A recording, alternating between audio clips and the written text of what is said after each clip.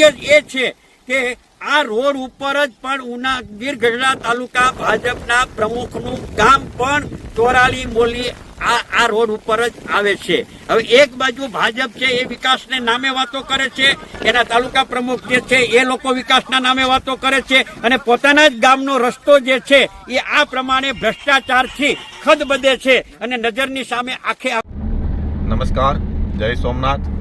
હું ધર્મેશ રાખોલિયા. તાજેતરની અંદર ટીંબી મોલી વાકિયા રોડની કામગીરી શરૂ છે, જે કામગીરીને નબળી ગુણવત્તાનું કામ થયું છે. આજથી 1 મહિના પહેલા જ્યારે આ કામની અંદર સિલકોટની કામગીરી શરૂ હતી, ચોરાળી મોલી ગામમાં મારું નિવાસ સ્થાન છે, એટલે ચોરાળી મોલીથી મારે દરરોજ કાર્યાલય આવવા જવાનું થતું હોય. મારા ધ્યાને આવ્યું કે સિલકોટની કામગીરી નબળી ગુણવત્તાની થઈ છે ને માત્ર 15 દિવસની અંદર આ રસ્તાઓની અંદર પેચ પડવાનું, ગાબડા પડવાનું શરૂ થયું છે. મારા દ્વારા કોન્ટ્રાક્ટરને પણ જાણ કરવામાં આવી, મારા દ્વારા ડેપ્યુટી એન્જિનિયર મચ્છાર સાહેબને પણ જાણ કરવામાં આવી, જિલ્લામાં પણ જાણ કરવામાં આવી, અને રાજ્યના ચીફ એન્જિનિયરને ગત રોજ તારીખ 26/9 રોજ મેં વોટ્સએપ દ્વારા પણ જાણ કરી છે અને ટેલિફોનિક પણ જાણ કરી છે. આ તમામ કામગીરી મારા મોલી વિસ્તારના લોકો તો જાણે છે.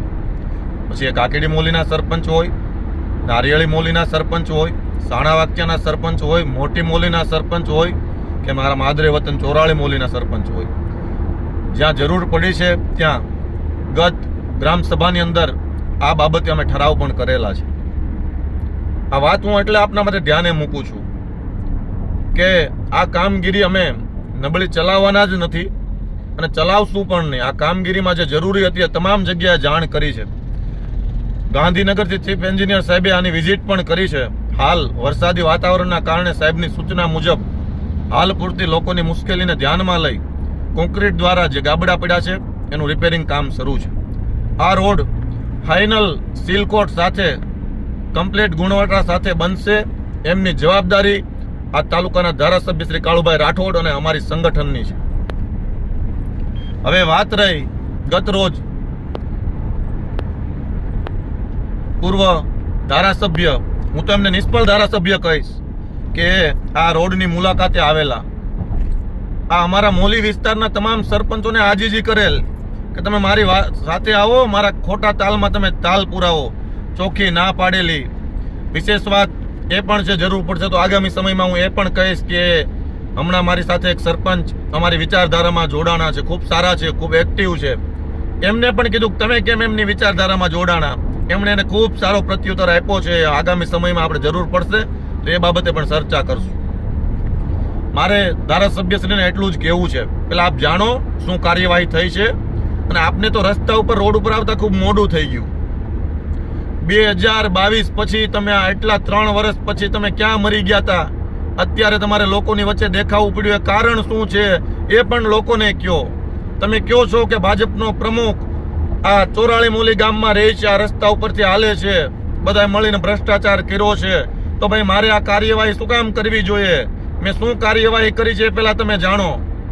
અને વાત રહી વિકાસની, વાત રહી કામની, તો તમે ચોરાળી મોલી ગામમાં આવો, તમે કયો ત્યારે હું તમારી સાથે આવું. પત્રકાર મિત્રોને પણ સાથે લાવો, સૌ સાથે ચોરાળી મોલી ગામના વિકાસને જોઈએ. અને આપના કાર્યકાળમાં તમે દુધાળા ગામમાં કેટલી વાર ગયા, દુધાળા ગામનો વિકાસ કેટલો કર્યો, દુધાળાના લોકો માટે શું કામ કર્યું એ પણ આ લોકોને કયો.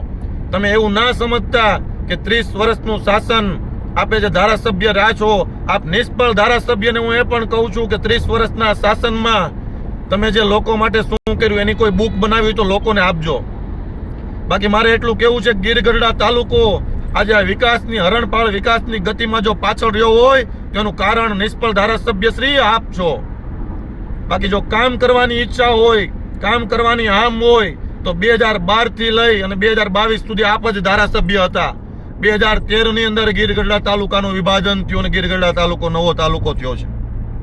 આ તાલુકો નવો તાલુકો થયો, કાયદા મુજબ, નિયમ મુજબ આ તાલુકાને જે ગ્રાન્ટ મળવી જોઈએ એ 2025 સુધી ગ્રાન્ટ ઓછી મળી છે.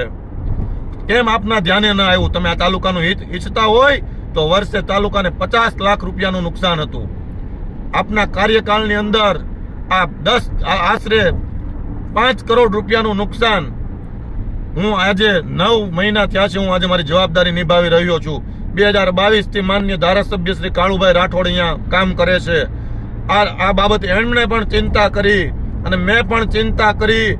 આજે શરૂ વર્ષથી 50 લાખનો વધારો અમે કરાવ્યો છે અને ગત તમે જે નથી કર્યું એ 5 કરોડનું કામ પણ નાણાં વિભાગની અંદર હાલ ફાઇલ પ્રોસેસ હેઠળ છે, એ પણ અમે મંજૂર કર્યા છે. તમારી કામ કરવાની ઈચ્છા શક્તિ નથી. તમે ખોટું ખૂબ બોલી લીધું, તમે ખોટું બોલો છો એ સૌ લોકો જાણે છે. વિશ્વાસ મૂકવાના નથી. વિધાનસભાની અંદર આશરે 600 કરોડ રૂપિયાના વિકાસના કામ થયા છે. હું વાત કરું મારા કાર્યક્ષેત્રની માત્ર ગીર ગઢડાની, તો અમે આ પહેલી ગ્રાન્ટ જે અધૂરી હતી એ પૂરી કરી છે. બીજી વાત કરું તો અમે 45 કરોડ રૂપિયાના ખર્ચે 100 બેડની હોસ્પિટલ મંજૂર કરાવી છે. આ 100 બેડની હોસ્પિટલ થકી તાલુકાને આરોગ્ય ક્ષેત્રે ખૂબ સારું કામ થશે અને આગામી સમયની અંદર લોકો આના સાક્ષી બનશે. અમે કામ કહીએ પાણી ખેડૂતો માટે શું કર્યું છે તો હું તમને જવાબ આપું કે માઇક્રો ઇરિગેશન ગુજરાતનો પહેલો પાયલટ પ્રોજેક્ટ દ્રોણેશ્વર હાલ પ્રક્રિયા હેઠળ છે, એ પણ આગામી સમયમાં શરૂ થશે. વાત કરું અમે ડેમ 43 કરોડના ખર્ચે રાવલ 2 ડેમ વિયરની અમે મંજૂરી લીધી છે. આગામી 7 થી 8 મહિનાની અંદર એની ટેન્ડર પ્રક્રિયા પૂર્ણ થઈને એક ડેમની પણ કામગીરી પૂર્ણ થશે. અમે માત્ર આગામી ચૂંટણીને ધ્યાનમાં લઈ અને રસ્તા ઉપર નીકળવા વાળા લોકો નથી. હું ભારતીય જનતા પાર્ટીનો સૈનિક છું. અમે 24 કલાક 12 મહિના લોકો માટે કામ કરીએ છીએ, લોકોની વચ્ચે રહીએ છીએ. અમે આગામી 7 વર્ષના પ્લાનિંગ સાથે અમે ખોટી વાતોમાં માનતા નથી અને ધર્મેશ રાખોલિયા ક્યારે ખોટી વાતોને સમર્થન આપતો નથી. હું આપને સ્પષ્ટ કહું છું કે આગામી 7 વર્ષની અંદર જે કામગીરી કરવાના છીએ એ કામ પ્લાનિંગ સાથે અમે એક ખેડૂતને વાડીઓમાં પાણી આપવાના છીએ. વાતો નહીં, માઇક્રો ઇરિગેશન થકી આપવાના છીએ. વાત કરું સેટલમેન્ટ વિસ્તારની તો મારી પ્રથમ રજૂઆત આ વિસ્તારના સેટલમેન્ટ ગામડાઓને રેવન્યુમાં તબદીલ કરવા, સેટલમેન્ટ જમીનોને રેવન્યુમાં તબદીલ કરવી, એ આજે હું છેલ્લા 8 મહિનાની સતત દોડાદોડી અને સતત અપડેટ સાથે આજે હું મુખ્યમંત્રી શ્રીને પણ અભિનંદન આપું છું. માનનીય નાયબ દંડક શ્રી કૌશિકભાઈને પણ અભિનંદન આપું છું. આજે તેમની દરખાસ્ત જિલ્લામાં મોકલી દેવામાં આવી છે અને આગામી સમયમાં સેટલમેન્ટ વિસ્તારના લોકો માટે સુખદ સમાચાર મળશે અને ખૂબ ખુશી થશે અમને કે અમે આ કાર્ય કર્યું છે. વાત કરું જંગલ વિસ્તારના વિકાસની તો ચીખલકુબા ગામ હોય કે જસાધાર ગામ હોય, હું અભિનંદન આપું છું નવયુવાન અધિકારી વિકાસ યાદવ સાહેબને કે એવા ડીસીએફ અમને મળ્યા છે. આશરે 1 કરોડ રૂપિયાના કામ આ 2 ગામની અંદર શરૂ છે. અમે આગામી સમયની અંદર કેટલા કામ કર્યા છે એ અમે આપની સમક્ષ મૂકશું. આપને જ્યારે ટાઈમ મળે ત્યારે કહેજો, અમે બેસવા પણ તૈયાર છીએ.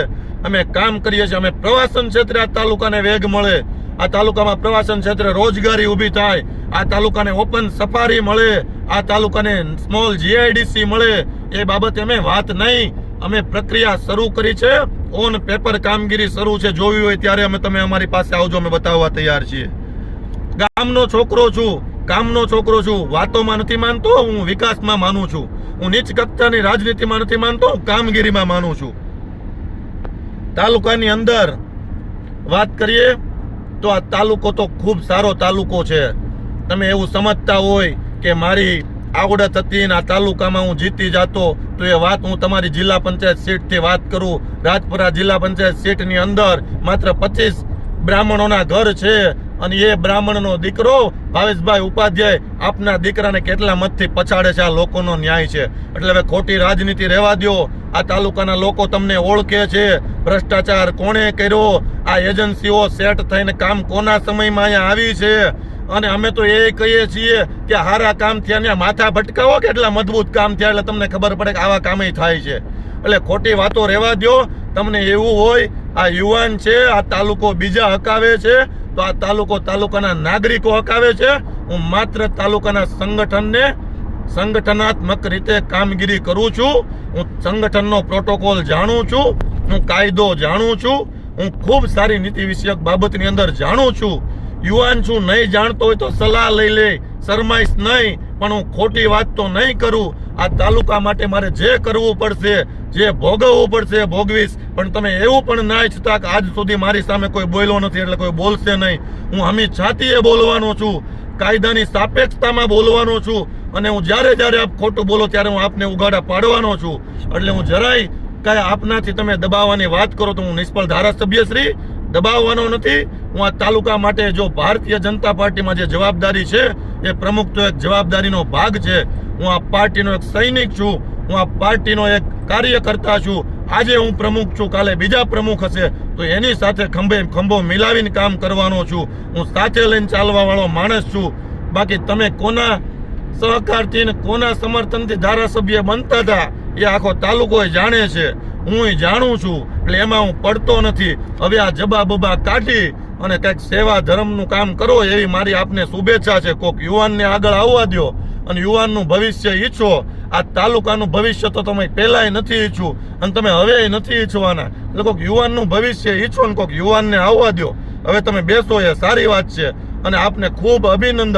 અને જ્યાં નબળું કામ થાય ત્યાં આવતા રહેજો અને નબળા કામમાં અમને ધ્યાન દોરજો. અમે નબળું કામ ચલાવશું નહીં, પછી એ તમારા ગોઠવાયેલા કોન્ટ્રાક્ટરો છે તોય અમે છોડશું નહીં. વંદે માતરમ, જય સોમનાથ.